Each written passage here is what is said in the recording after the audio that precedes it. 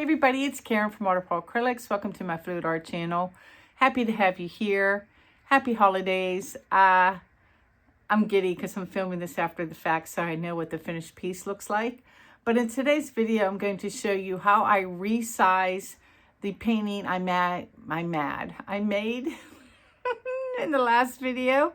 We're going to cut it down from an 18 by 24 to an 18 by 18, and I will show you how I remove it from the stretcher bars, how you put stretcher bars together, how you staple it, how you fold the corners, all that good stuff. And then we'll take a look at the final result of that painting and see if it looks better in a smaller form. So yeah, let me get you down. Hey guys, so by request, I'm going to show you how you stretch canvas over stretcher bars, how you assemble these.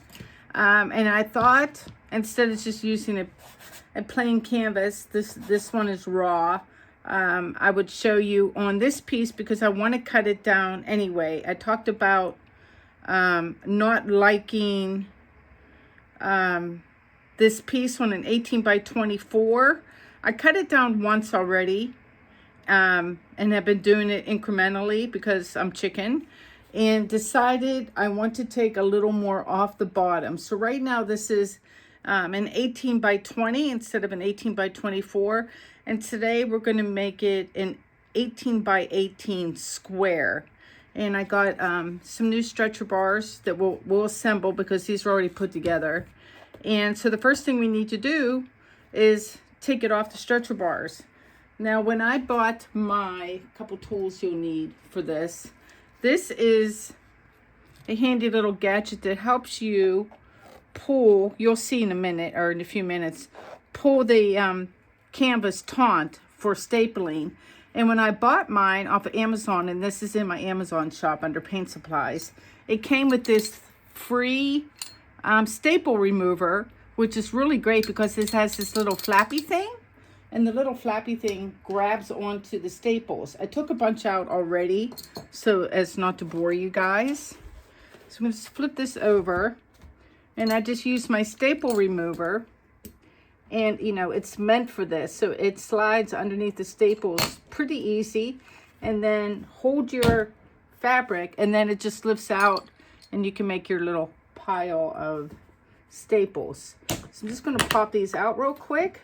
I want to make sure I don't rip the canvas, so keep some fingers nearby to hold it in place. And we'll pop these out and then take a look at the canvas. Ugh. And of course I'm going to have one stubborn one. There it goes. And then if it breaks off or anything, oh, it fell out, I keep some pliers nearby. Usually I don't have that problem. This tool works really great. A few more on this side. And I'm going to shut up for a minute so I can put it on speedy mode to take out the rest.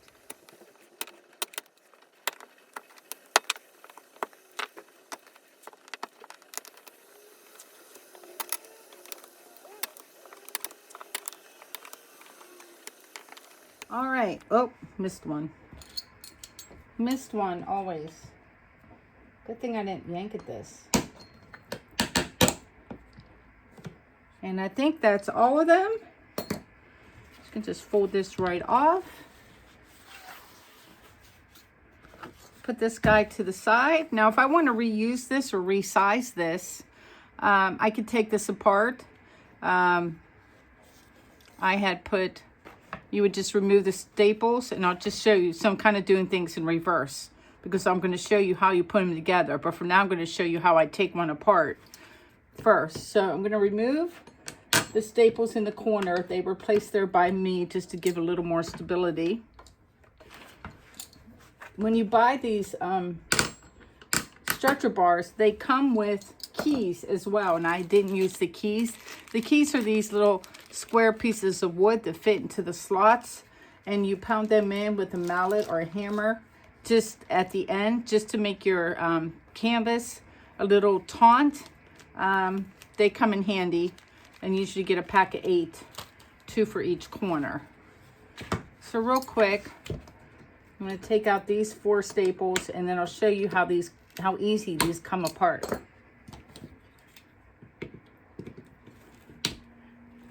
1, 2, 3, one more. And they're off, and they just slide apart. Did you see that? If it doesn't slide apart that easy, then you just wiggle back and forth. 1, 2, 3. And that's it. That's all there is to it. So that's how you take them apart. Let's put one together. So these are 18-inch. They're little, these are more heavy duty. So I wanted it to be, this isn't quite, is this an inch? They're not 3/4 of an inch, which is the standard size of a canvas. Like if I buy a ready-made canvas like this is more like a heavy duty one. See the difference? So I wanted one that was a little bit thicker. And to put these together, the part with the lip, that's your outside of the frame. The flat part here is where you're going to be stapling. So just make sure you line them up. And then you're just going to take a corner and start wiggling it in, kind of like this. And I just wiggle. It's all about the wiggle. Dance until it is flush and lined up. If it sticks out a little bit somewhere, I can take my hammer. I prefer a mallet, and I don't have one with me because the hammer tends to leave indents in the wood and the mallet wouldn't.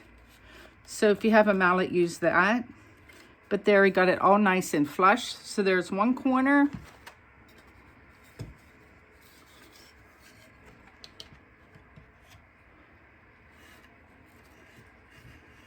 Line this one up.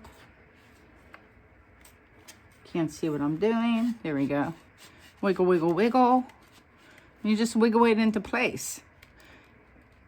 It's a little tough, but I'm not gonna lie, because it's you know, meant to be snug.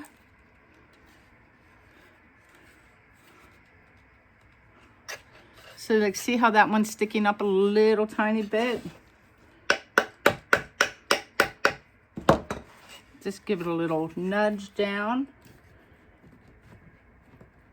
And we just keep wiggling and pulling until it lines up. And there's, wiggle this one back until it's nice and snug. And there's going to be a little play until you put the last bar on. So do the last one here. We'll go, oh, can you see what I'm doing? Make sure you can see. Let me flip it around so you can see.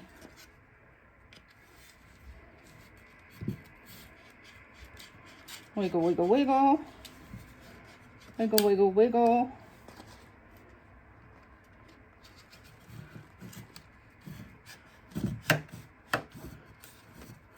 I'm going to get that one really close. So I'm about 1/4 of an inch off, but I want to get the other one started.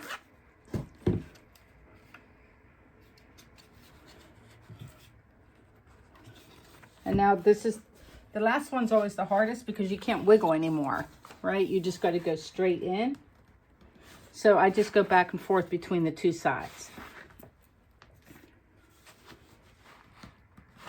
Oh, I can wiggle a little bit.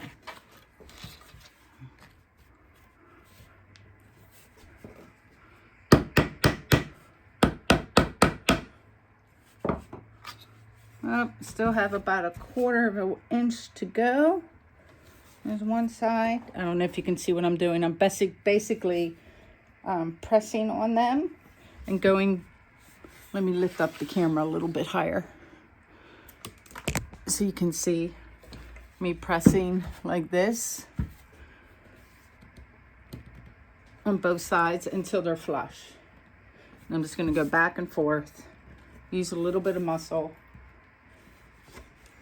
Flip it. This one side is, it's a side issue.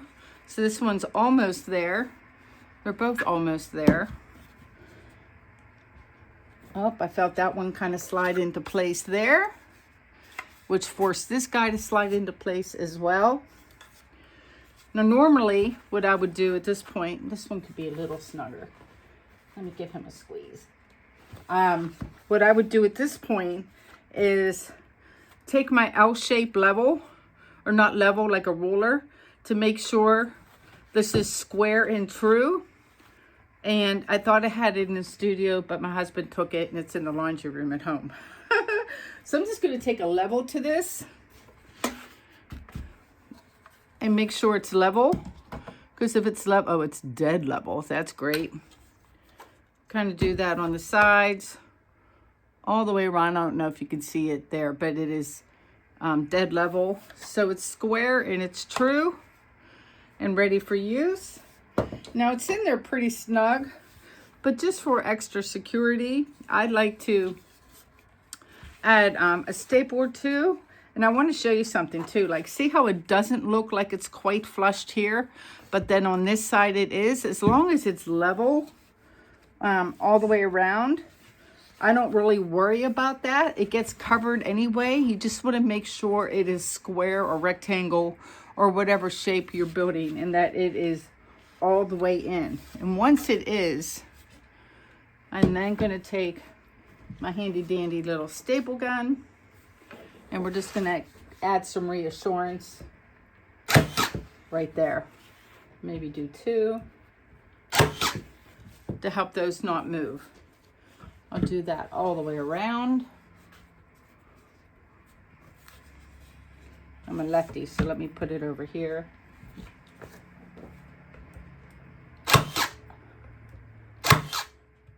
One, two, 1, 2. Flip. And this is the one I want it to be just slightly more snug. There we go. Just a little tap, tap. Make that nice and snug.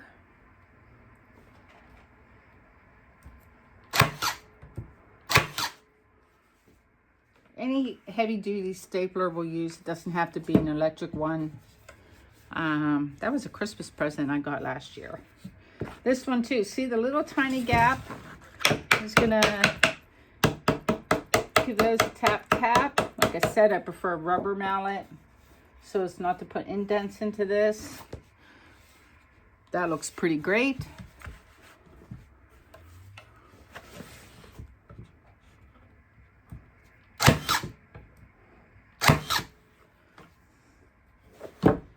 And that's how you build the stretcher bars. Now the fun part is deciding.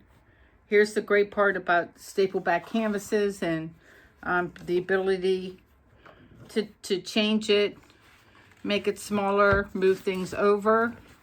So I'm going to take my piece of art, flip it over. You can see where the creases were. And I do want to keep my negative space. That I know I want to keep. Can you guys see? Let me come down here. Hold on. Make sure you can see okay. I do want to keep that negative space that's here, so I want to keep it right at that crease at the top. And I already have 18 inches. So for me, for this one, I'm basically just cutting off at the bottom. And I don't know if you can see. Let me flip it around. See this? So I don't mind so much losing this stuff, even though I do think it's really pretty and the colors blended super, super nice here at the bottom. But this one little, if you watch that video, this one little sagebrush, he's adorable and I'm in love with it and I love the color. So I want him to live. So if I fold this just the way it is and I don't raise or come down too much lower, I can keep him on the canvas. Or, you know, in view is what I mean. So it would be something kind of like, can you see him? So he's my marker, is that little sage bush right there. So I want to keep him on. And so that means I'm only going to cut. Let me fold this so you can see. So this is all going to go like this. And I'm going to take off about 1.5 inches. And what I think I'm going to do is just cut off the frill at the bottom, all of this, with my scissors. and then we can restaple it back on. And when I go to fold, oops, let me see, that still gives me some interest at the bottom of this canvas, because it'll look something like this.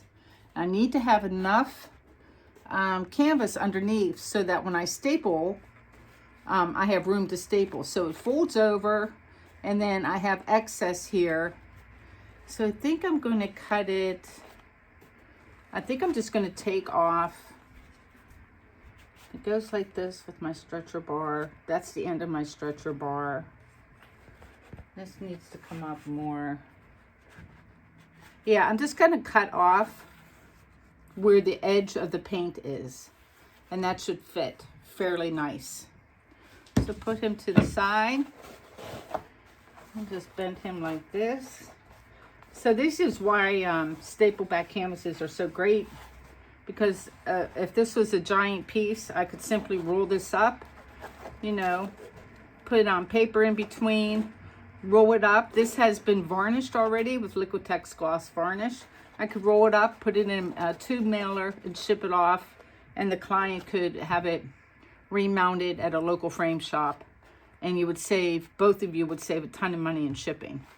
So we're just going to take this part here, and we're going to follow the line.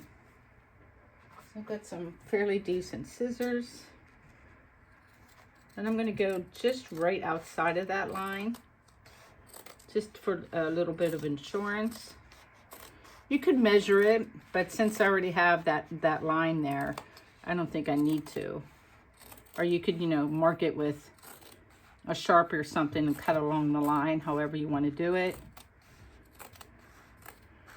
But we're just going to take off that, say bye-bye. And now we're going to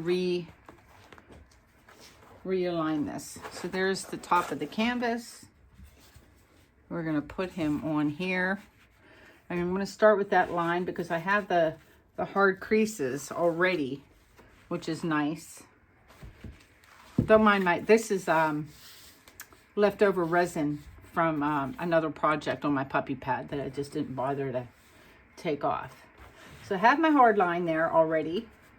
I'm going to have to flip this so I can reach with my canvas. 1, 2, so that's looking good. 3, 4, we're good. So I'm going to flip this around. Make sure you can still see me. Yeah. I'm going to make sure that's lined up with my hard line. And cut off my string here. And I'm going to use my stretcher tool. And just, if I do it on the first one too hard, the whole thing's going to slide. So I'm just kind of grabbing it very lightly, making sure I'm lined up with my hard line. And I'm just going to put a single staple in the middle of this.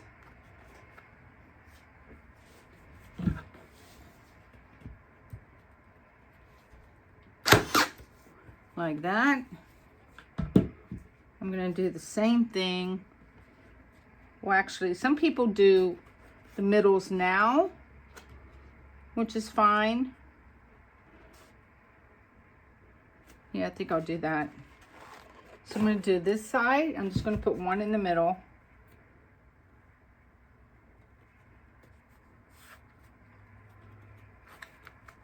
I want it to stay on my crease where it was before.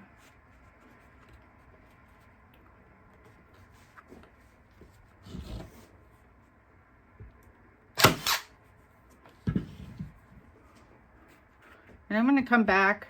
I'm going to do this side here. I'm going to leave this side alone for a second. We'll just throw one in the middle of this. And at this point, since I have a staple down, I can kind of tug on my canvas, make sure it's tight. I just take this and give it a pull.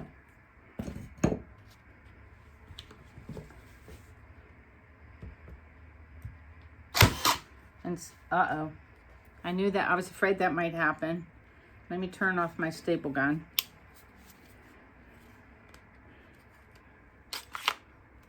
Ran out of staples.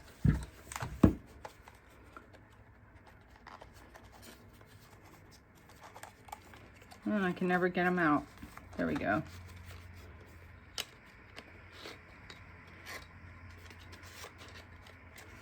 A row of staples. They just slide back in. Give that a click. Turn it back on. Back in business. All right, so just put the one staple here. Can you see what I'm doing? Yeah. Now, from there, I'm going to work my way out to the corners, but I don't want to get too close to the corners because I have to fold my canvas to make a nice corner. So I'm going to take my tool and I'm going to pull some more on this side. Make it nice and taut. Get rid of these leftover staples. Hold it with my thumb. Ba-bam. Ba-bam. I'm doing about 1.5 inches apart. Maybe one more. Like I said, I don't want to get too close to the ends. Give this another pull.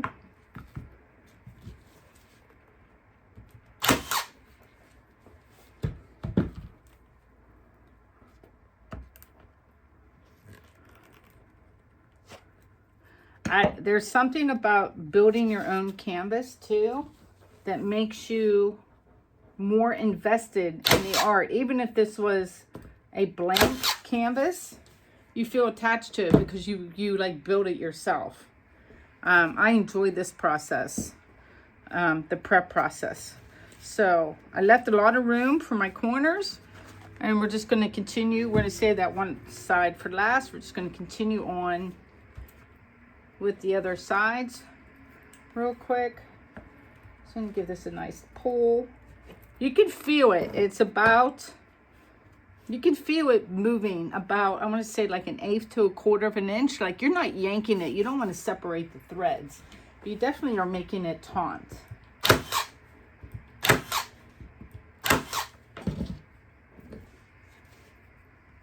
If your staples are loose, well, then that's where your handy mallet and hammer come in.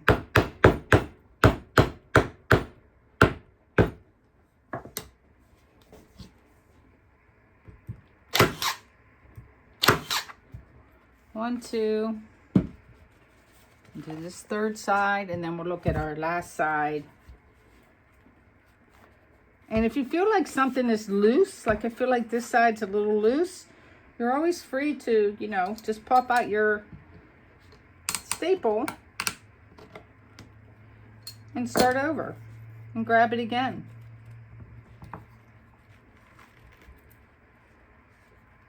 See, I got a lot closer. That was a good pull. And then I have my last side there.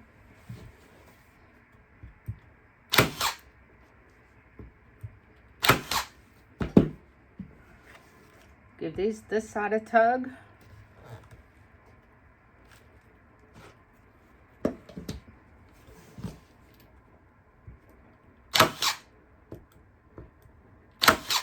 I was skeptical at first about the need for this because I was like, why can't I just pull it with my finger?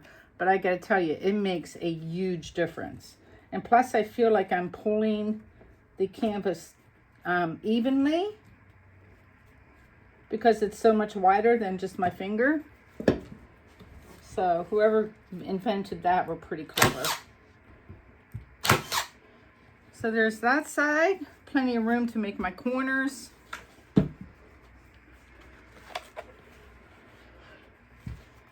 The last side.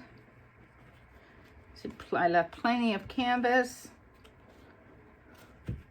Let's give this a good tug. I know you guys are probably, let me see the art. It's coming, it's coming. Give that a nice pull.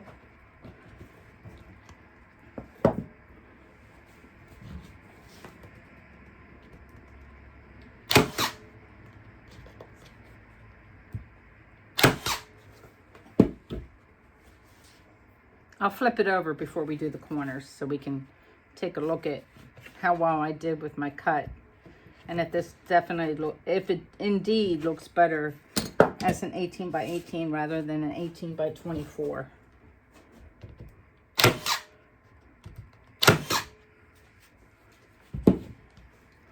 On the last little side here.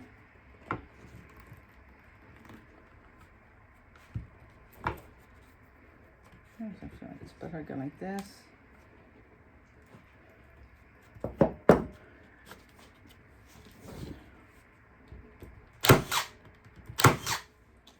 All right, let's take a look at the art. And then what I'll do is change my camera angle so you can see me fold the corners. But I'm just dying of curiosity to make sure my my little sagebrush bush lived. It did. I still have interest on the corners. I feel like this canvas looks a million times better. But I'm getting ahead of myself. I know. I'm just excited. So let me pause for a second, set up my camera so you can see how I wrap my corners. Be right back. All right, guys. Hopefully this is a good angle and that you guys can see without my fat fingers getting in the way. But basically, because of the way the staples, it automatically like makes this fold right here. And you don't want to do this or this. What you want to do is tuck it up under itself. So I take it like this, like the corner, and I'm going to pull it, taunt, and then I'm going to fold the one back over itself like this, where it makes like, it looks like a little double fold right there, like a little double envelope. And then you hold it with your thumb and you pull back the other way, taunt, like this. And then what it does is give you a nice fold here on the corners. That one to me has like a little bump that I'm not fond of, so I'm going to redo it again so you can see. Can you see? Let me move so you can see. Right here. So I'm going to take it. Or I've seen people do it like this too, where you can fold it this way. The same thing, but whatever you want to do, you want it to be tuck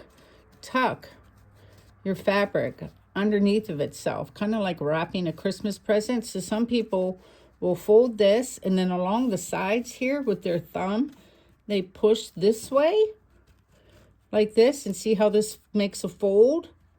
And then you come back like this. See that? And then you fold over. And sometimes that'll give you a really nice result too. So let me see. Yeah, see that how nice that lays flat? So I have that like that. I'm going to hit it with my gun.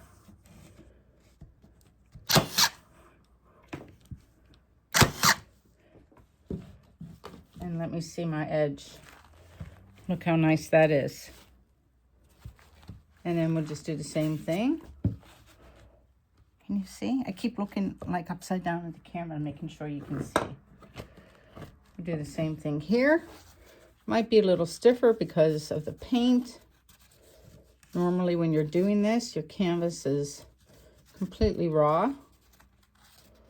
And sometimes if you get a little too close with a staple, it makes it harder to fold because the staple's in the way. That's what's happening right here. So I can show you my handy dandy little staple remover. And you just go under it. And then when you pick it up, that little part here holds on to the staple for you. And then she's like, nah, it breaks. Because I'm on camera.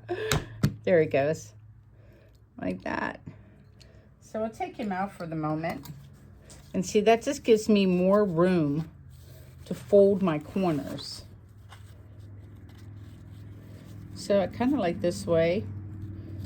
And then take my thumb and run it along this edge. Fold that little piece down. And then when you hold it and you fold the whole thing over it. Like, oh, that's a good one, Karen. I love wrapping Christmas presents. So doing this part is right up my alley.